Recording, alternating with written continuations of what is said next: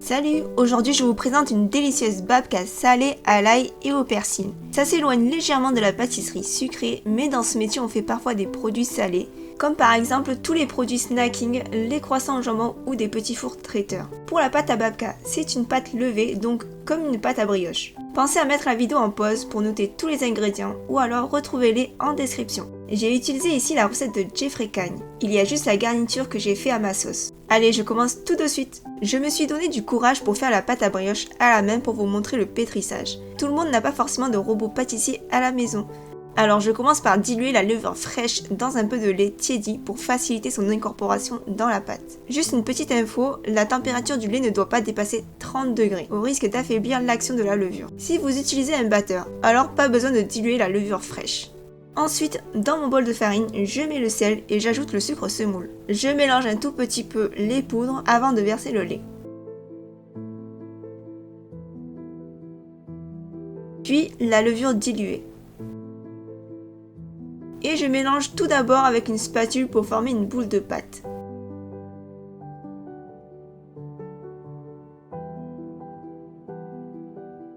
Voilà, je vais corner la spatule et je vais finir à la main.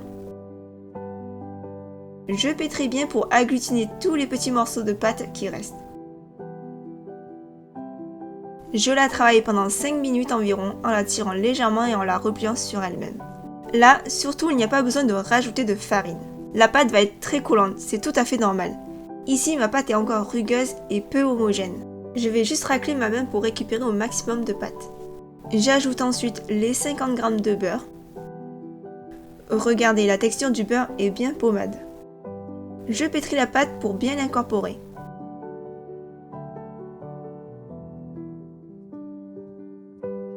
Je vais continuer le pétrissage sur mon plan de travail, ça sera beaucoup plus simple.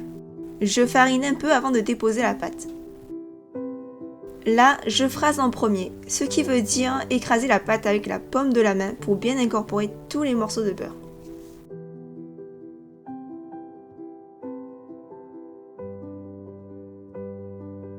Et puis, c'est ici que tout se joue. La pâte à babka est très molle et collante. Pour le geste, je soulève complètement la pâte d'un côté en l'étirant, je la frappe légèrement contre le plan de travail et je la rabats sur elle-même. Je répète ce geste plusieurs fois. Le but est de pétrir pendant une bonne vingtaine de minutes jusqu'à obtenir une pâte lisse et élastique qui se décolle seule du plan de travail. En fait, ici je travaille le réseau glutineux de la pâte. C'est ce pétrissage qui va déterminer l'élasticité et le moelleux de la brioche. Je racle mon plan de travail, ça va me permettre de repartir sur une base propre.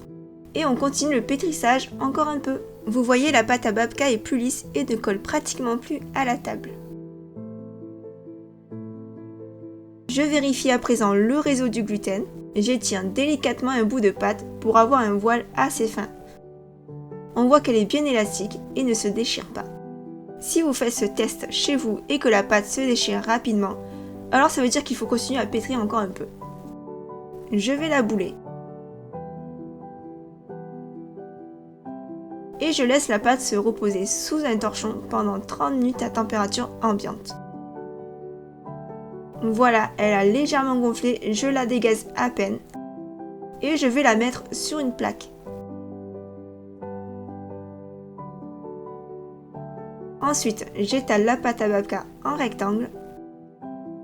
Ici, pas de mesure précise, c'est juste pour qu'elle puisse refroidir rapidement. Je mets par-dessus une feuille guitare ou alors chez vous du film alimentaire. Et puis, je mets la pâte à brioche 20 à 30 minutes au frigo. Pendant ce temps, je prépare la garniture de la babka. J'ai dans un bol du beurre pommade où j'ajoute du sel et du poivre. Ensuite, j'écrase 2 gousses d'ail. Je mélange un peu. Je prends ma planche à découper pour hacher le demi-bouquet de persil avant de l'ajouter à mon beurre.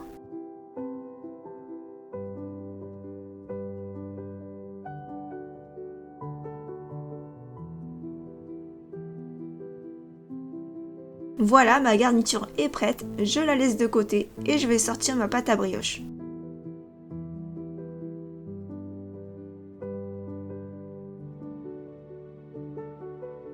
Je farine le dessus et je la décolle du cile-pâte. Encore un peu de farine. et j'élargis la pâte.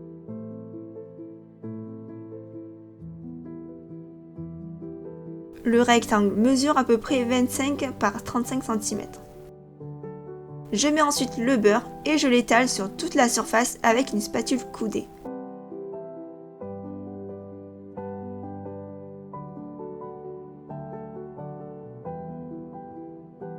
Et puis, je roule la pâte délicatement pour former un long rouleau bien régulier.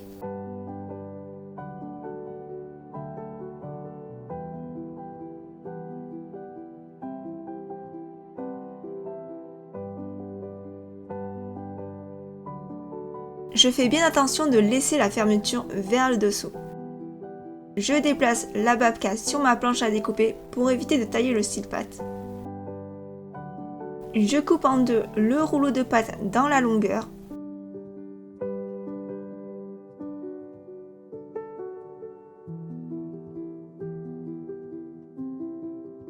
Ensuite, je colle les deux extrémités et je tresse les deux branches.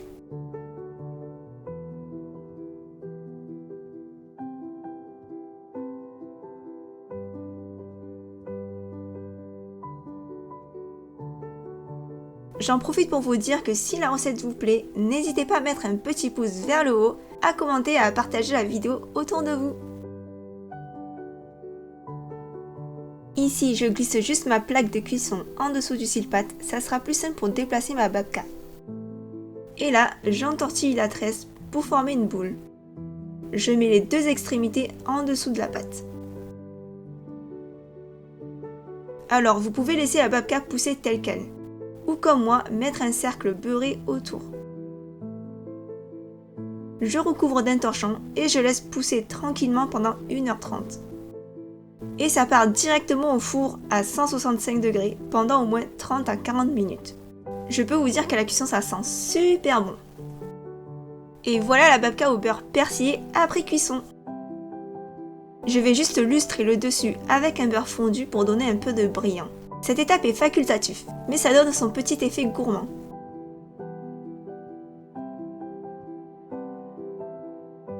Allez, encore quelques petites touches de décoration. Et voilà! J'espère que la vidéo vous donnera envie de refaire cette brioche salée. Vous ne serez pas déçus. Pour moi, c'est à chaque fois un vrai régal quand je la fais. Le beurre rend la brioche hyper moelleuse, même le lendemain.